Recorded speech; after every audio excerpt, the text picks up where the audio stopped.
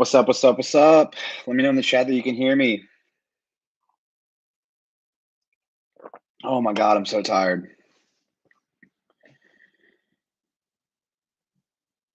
This thing is going to annoy me to no end.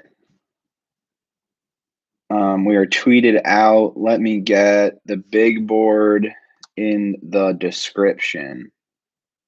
What's up, Popper After Dark? This is where the magic happens. I can't believe you guys are still up.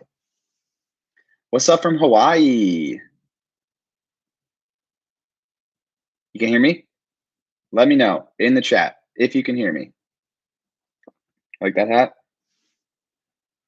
No, it's not the camera. It's the freaking light. I got to get a lamp in here. We're working out the kinks, all right? The beer is right here. Do not worry.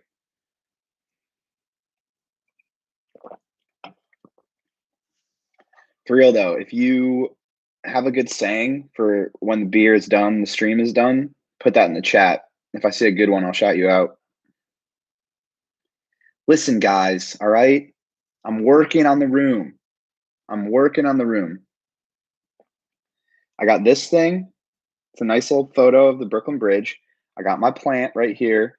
This wall right there is going to be all my records. I got these like little shelves to put my records on. It's going to be lit. Yeah, I need to get one of those circle freaking lights to put up there.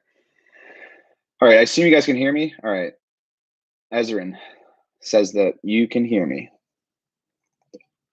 Hey, Sungmin, my boy from Maryland. I got my Giants hat somewhere around here that you sent me back in the day. All right. We got a good number of people in here. Let me just add the big board to the description.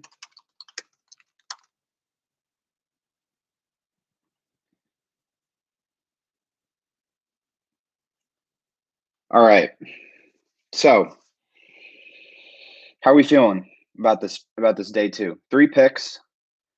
Asante Samuel Jr. falls to the Chargers at 47.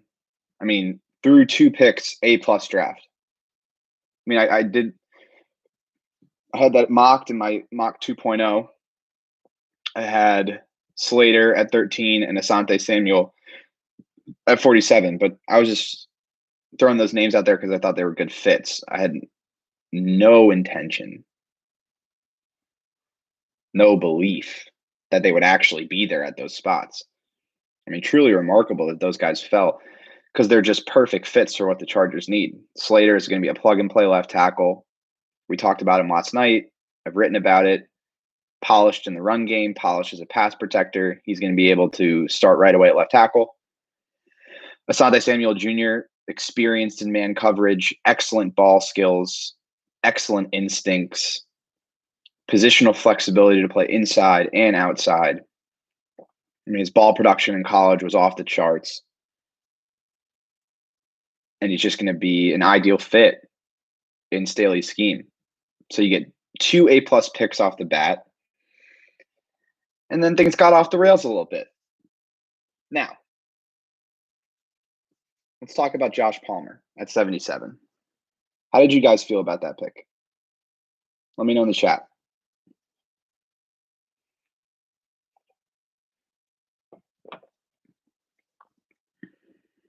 Too early?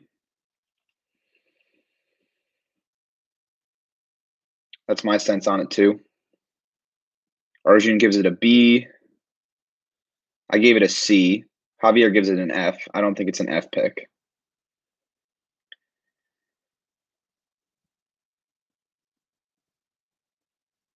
I got some puke emojis from Jonathan. I think that's an overreaction.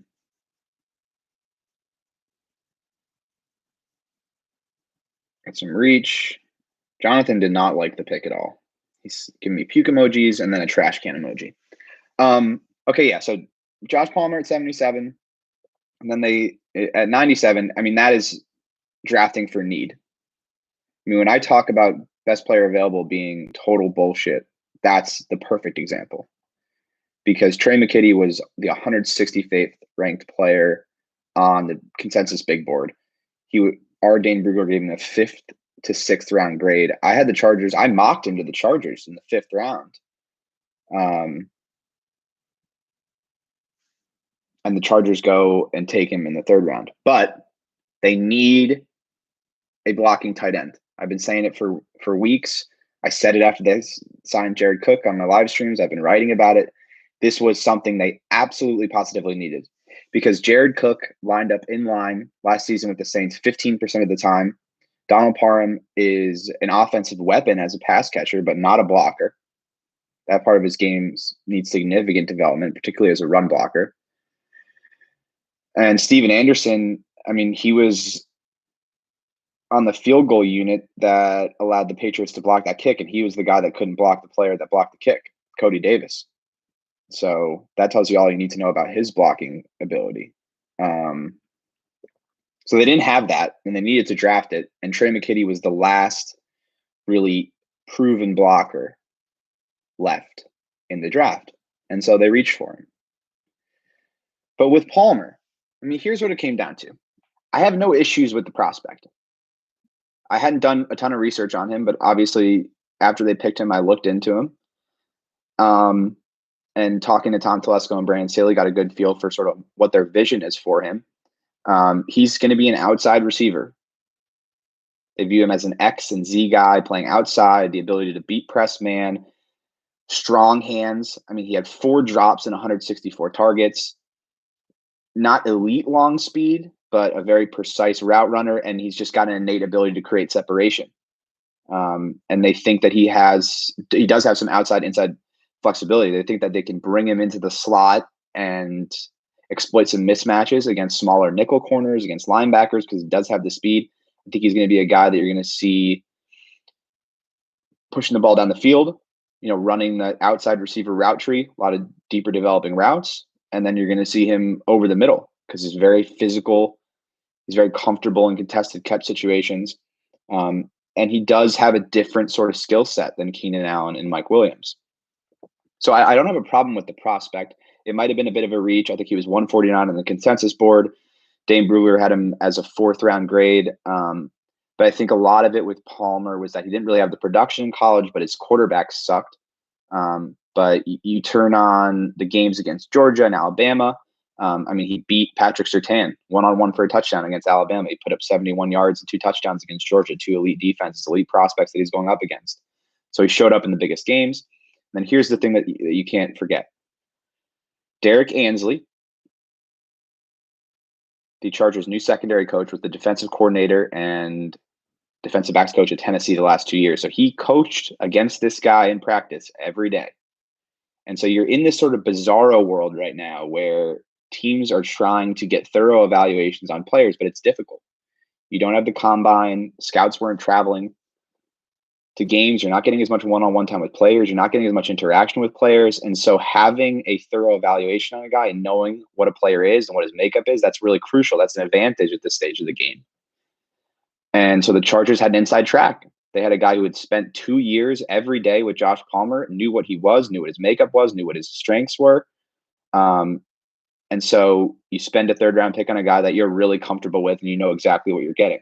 Now, I don't have any issue with that part of the process. What I do have an issue with is there were some offensive linemen there at 77. Ben Cleveland was available. Robert Hainsey was available. Wyatt Davis was available. Quinn Miners was available. He's also available at 97. And what do we see time and time again?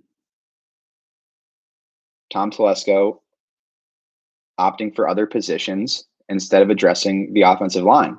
Now, let's do a little trivia question here. Let's see how much you know about the Chargers. And nobody looked this up. Don't look up the depth chart.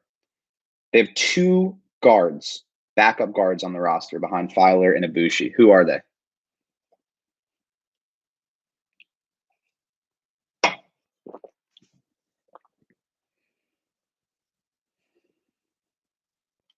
Winner gets a virtual high five for me.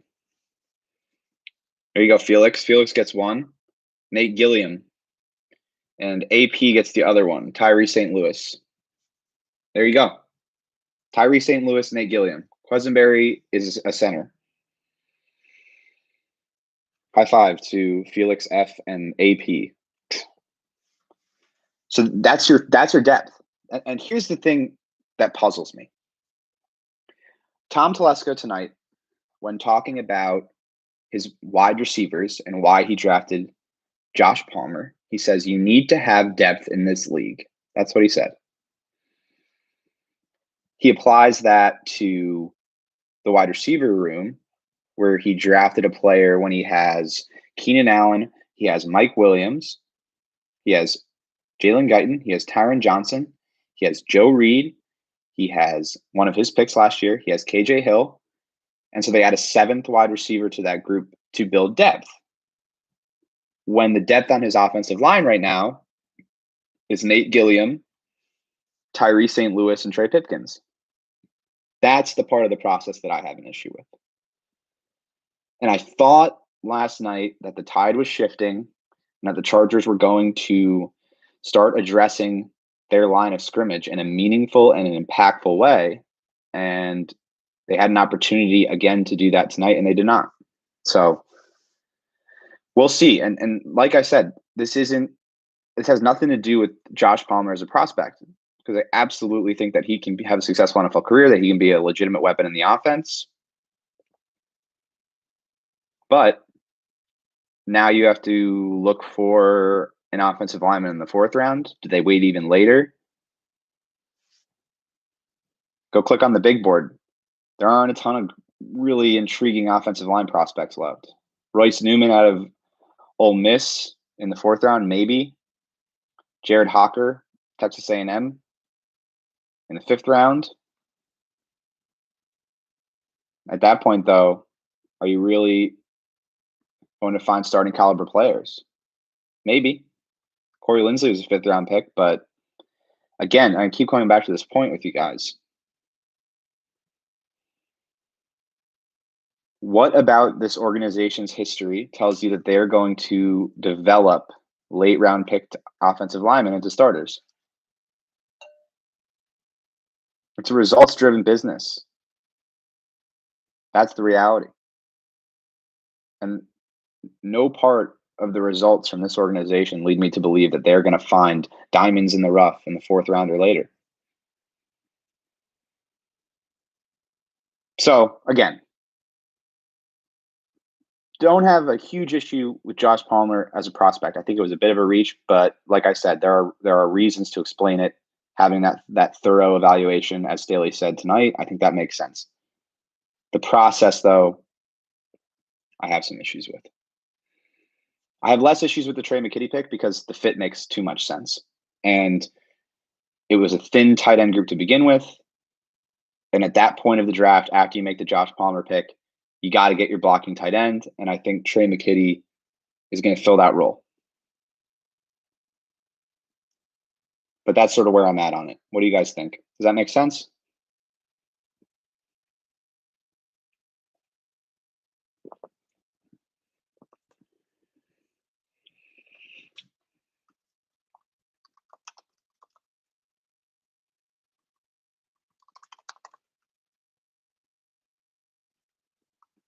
That's actually a good point. Saw someone bring up Braden Hymas. I don't believe he's off the board yet. And Brandon Thorne is super high on that guy. So, they're going to have some options, right? But I just think they had a better shot at a better prospect at 77 than they will at 118.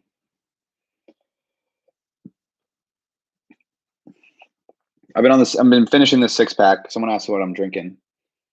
Cloud City Hazy IPA from Three Weavers, Inglewood Brewery. Picked it up at Ralph's the other day.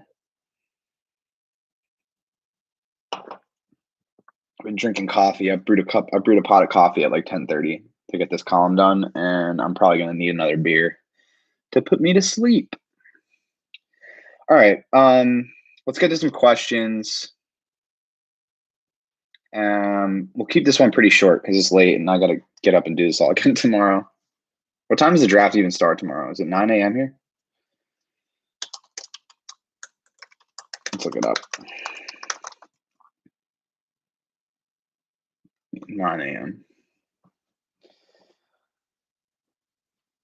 8.5 hours. Let's get it. All right, we'll do questions for, we'll see. I say like 10 minutes, and then it'll be 45 minutes later. All right.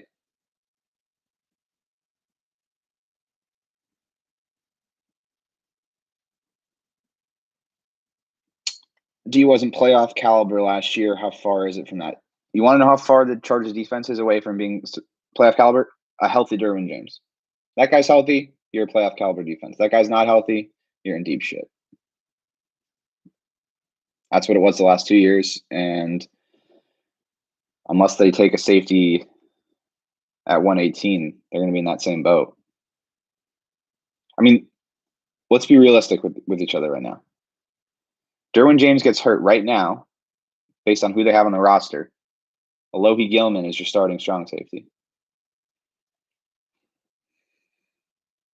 So that depends on your evaluation of Alohi Gilman. Why pick O-linemen if we can't develop them, as you said? You can't just like not play with an offensive line. My whole thought process is if you know you're not great at developing linemen, now it's a new coaching staff, right? Let's start there. So Brandon Staley could, between Frank Smith and Sean Surratt, could have brought in developmental gurus that are going to change the tide for the organization.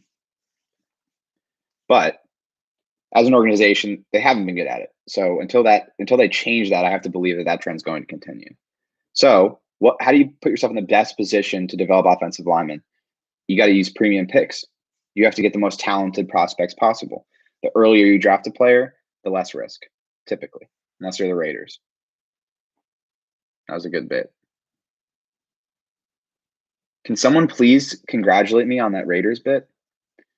Oh, by the way, I said I was going to rant about the Broncos. So you sign Melvin Gordon to a contract as a free agent, and then you trade up for a running back?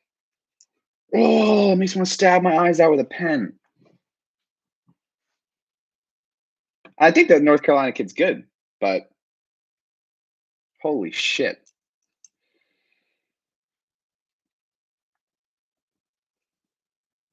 What else?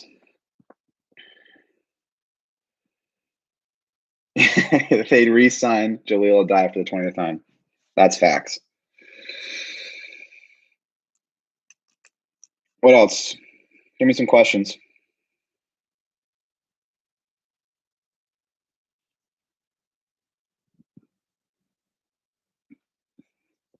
Plausible to trade both thirds for a second.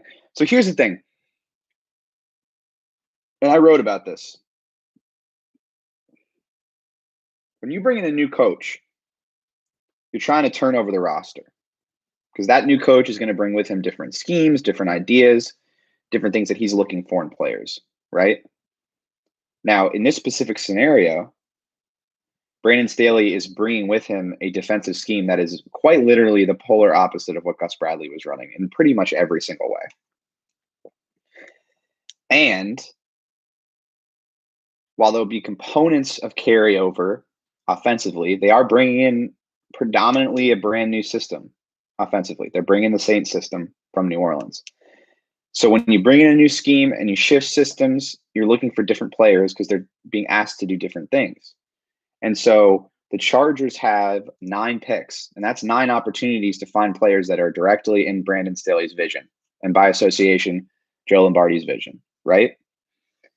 And so it was always going to be unlikely that the Chargers would trade picks to move up, because you trade picks, that goes down from 9 opportunities to turn over the roster to 8 opportunities to turn over the roster to 7 opportunities to turn over the roster.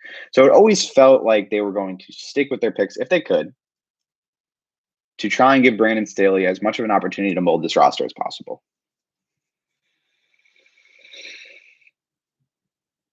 Yeah? Does that logic check out? My brain is mush, so I hope I'm being coherent.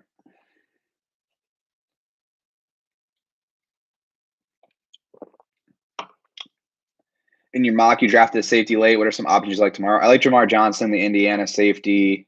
Damn, I loved Andre Sisco. He went early too. feel like I should pat myself on the back for that one. Yeah, the Jaguars took him first pick of the 3rd round. I thought he would have made a lot of sense. I'm telling you guys, keep an eye on this Auburn kid. Sherwood. I'm going to get his freaking name right. Jamian. Let's see how you pronounce it. I just realized today that Dane has pronunciations for every player, and he doesn't have one for Jamian Sherwood. Jamian Sherwood. That's the guy I'm looking at in the 6th round. But damn, Andre Cisco would have been fun in this defense. Chargers target an edge. Yeah. It's kind of a weird edge draft. Like, not a lot of elite talent. Click the big board. I got like a billion names in there of edge guys that could target. Big board in the description. Click the link. Subscribe to The Athletic. Smash this subscribe button. Hammer that subscribe button, folks. Seriously, though, I'm almost at 1,000 subscribers. That'd be tight. Yeah, Rashad Weaver's in the list. I actually mocked him. Can't believe no one has congratulated me for mocking Trey McKitty to the Chargers. I only come on here to get validated by all you guys.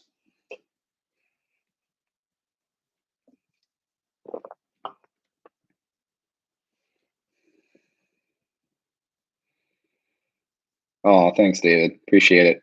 I wasn't talking until someone congratulated me. The power is going to my head.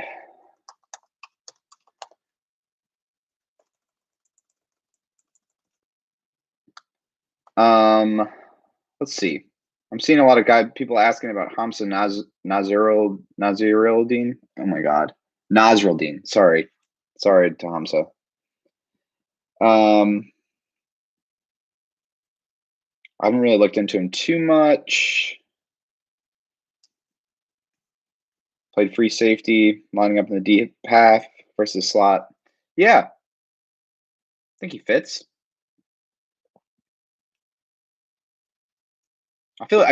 I am, of all the positions left, I'm most confident that they will draft a safety, just based on how the depth chart exists currently. Nasruddin, that's how you say it, Nasruddin. Coming off a torn ACL. Sleep-deprived Popper is the best pop. You guys feel that way. I don't know if everyone else feels that way.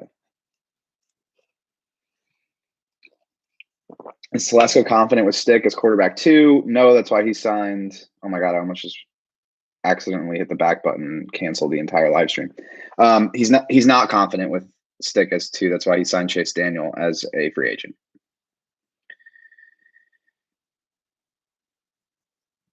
Should I switch from being is that New Canaan's Alex Russell? If so, shout out to Alex Russell, former neighbor.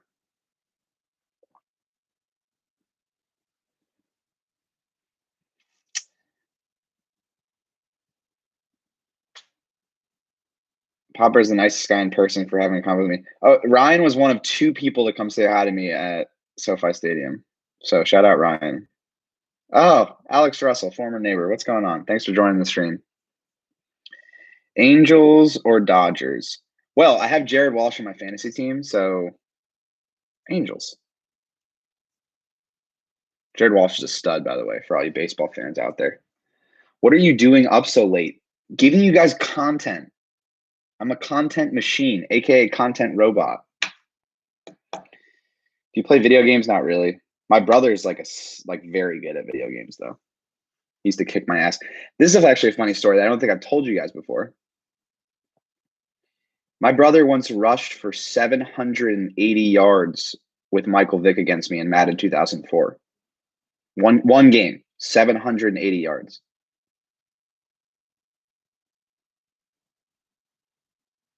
That was when Mike Vick was on the cover. I don't know if you guys remember Madden 04. It was on GameCube. I've never forgotten it. I've never forgotten it. I mean, it's the worst. Maybe that's why I don't play video games. My brother used to beat my ass so badly. All right. Talk about Nwosu. All right. Good player. So here's the thing with Chenna. He's never played significant amounts of snaps, a significant percentage of the defensive snaps. And so that's really what he has to prove this season. He's never played more than 42% of the snaps, defensive snaps in a season. And even when he was filling in for Melvin Ingram last season, the coaching staff felt like he was a more productive player when he was playing fewer snaps. They felt like he was more energized. And then, as he played more snaps, he tended to get beaten up, tended to have some injuries. So that's really the thing with Chenna this season. Can he prove to be a reliable edge rusher who plays 70 to 75% of the snaps versus 30, sometimes less? He obviously has the skill set to be a very, very good edge rusher. You're talking like a 10 sack type guy. I mean, you saw what Brandon Staley did with Leonard Floyd. I think he could do a similar thing with Chenna Nwosu as long as he can stay healthy. And so that's why I think that they have to take an edge at some point in this draft, because you lose Chenna, you're down to Kyler Fackrell and Emeka Egbule. That's your edge rushing depth. So I think they need to add another piece there. Are they bullish on Nwosu? Is that a Trey Pipkins dig? They are actually bullish on Nwosu, and there's good reason to be bullish on Nwosu. Oh man, how do I block people in a YouTube stream? Let me see. Wait. Hold on 1 second. Can I put somebody in timeout? Is that actually true? I think I just put Brandon Brimmer says you suck. I think I just put him in timeout. 300 seconds. He can't comment. Oh my God. Now you guys are in trouble. Expectation of Jerry Tillery. I think he's going to take a huge step. I mean, Staley loves his versatility, loves his length, loves his athleticism. The thing with Jerry is he plays hard. Like, he plays really hard. He's tenacious. He's nasty. He's got the mentality to be a really good defensive lineman. He's got the versatility. He's got all the athletic traits. And as he gets smarter in terms of just how much football he's played and understanding what opposing teams are trying to do to him, he's going to eliminate those penalties. And the thing with Brandon Staley, and I said this to you guys a number of times, right? He's going to put players in the best position to succeed. That's why he's a head coach at 38 years old, because he's done that at a very high level. And you get a player like Tillery, who has all of the physical traits that you're looking for in an interior defensive lineman, you would expect Brandon Staley to get the most out of him. So I would expect a big jump from Jerry Tillery this season. Book that. All right, guys. I got one sip left. And you know what that means. And this is like the moment where I'd come through with like the saying that I don't have yet. So let's do this right now. If you have a good saying for the beer is done, the stream is over, but it's got to rhyme or be like a quip or something. So if you have one, put it in the chat right now, and I'll pick the best one. Okay. So Sammy says hops done, pops done. I like it. That's almost there. I'd say that's like 80% there. Last sip and then I dip. That one's really good. Drink another one. Not the winner, but creative. No booze, time to snooze. Nick Sexton. I like that one. Okay. Playing off the sip dip bit. One more sip, then Popper will dip. I like that one. That might be it. Hops out, pops out. Damn. I didn't think you guys would come up with this many good ones. All right. Yeah, hops out, pops out is great.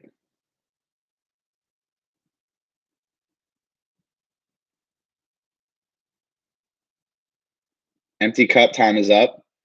If I were putting the beer into a glass, then that would work. The brew is through so long. Damn, guys. You're pretty good at this. I did not expect that to get this many good ones. All right. So here's what I'll do. I'm gonna look through these tomorrow. So long the beer is gone. That one's good too. I'm gonna look through all these tomorrow because you guys are giving me a lot of good ones. And I'll pick the best one and I'll close tomorrow's stream with it. And I'll give whoever wrote it in the chat, I'll give you guys a shout out at the end of the stream tomorrow. How does that sound?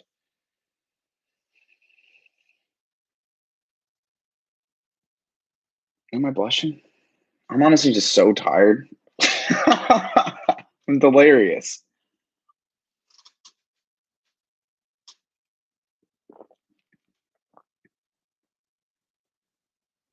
Hops out, pops out.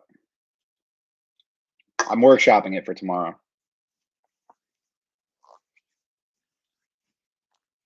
Go to Hard Liquor. Got some Buffalo Trace. Remember, I'm trying to get sponsored by Buffalo Trace. Where's the guy that has the buddy who works for Buffalo Trace? Hook a brother up. Trying to get that free bourbon. All right.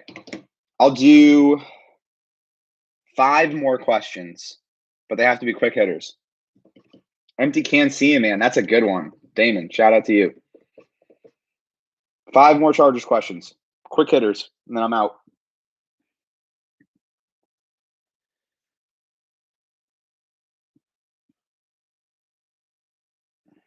What channel have you watched the draft? ESPN, because it's on cable, and I don't have NFL Network on my cable package. What do you think is the deal with Telesco and 3rd round pick? Seems like he always reaches for day 3 developmental type players. He took Keenan Allen in the 3rd round, so I don't know if that theory really holds water. Why does the consensus board matter to the Chargers? So the consensus board is very good at predicting where players fall and how well they perform. That's why I reference it. It's a really good predictive model. So you can usually see when a team reaches based on there being a massive discrepancy between what the consensus big board says and where the team picked them. It's not perfect, but when there's a 75 pick difference between where a player is ranked and where a team's picked them, that gives you a general idea like this is probably a bit of a reach. It's not perfect, like I said, but it's what we have to work with.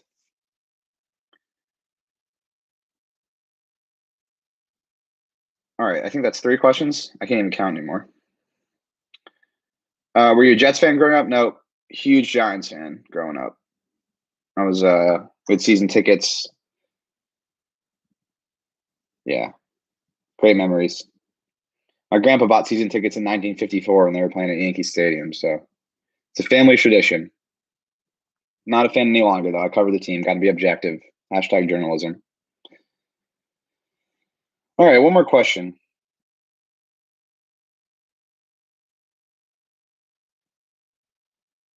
How do you grade the Chargers draft this far? A B. I'd honestly, I'd probably go B plus. B plus sounds about right to me. And you guys can read the column. I'll tweet it out after we get off this, but do not overlook and do not forget and do not lose sight of how good these first 2 picks were. That should be the main takeaway. Yeah, they might have reached for a couple players. Yeah, maybe they should have gone offensive lineman over wide receiver. But these first 2 picks filled the 2 biggest needs on the roster. They got a starting left tackle and they got a starting cornerback with positional flexibility, right? That has to be the takeaway. It has to be, because those 2 players are going to be impact players from day 1. And the rest of it, the chips fall where they may. We can critique the process, right? They might become good players. They might not. All we can do is focus on the process. I have an issue with the process, but do not lose sight of the fact that they got Rashawn Slater and Asante Samuel. That's as good as the first 2 picks could have gone. And when you go A plus with picks 1 and 2, it's hard to give them a worse grade than a B plus. On that note, I need to get some sleep. You guys need to get some sleep because we're going to be back at this at 9 a.m. tomorrow. Quick rundown of content. I got specific reaction to the Palmer pick, specific reaction to the Samuel pick, specific reaction to the McKitty pick. All up on the Athletic already. I've got a full column on all three picks that should be that should be published right now, which I'll tweet out. The big board is updated. It's in the description. Check that out. I'll tweet all this out tomorrow in the draft day thread with some funny GIF that I'll spend way too much time looking for. I can't believe 200 people watch this at 1 a.m, but I love all of you guys. I appreciate you interacting with me, engaging with me. And we'll talk in the morning, day 3. See you guys tomorrow.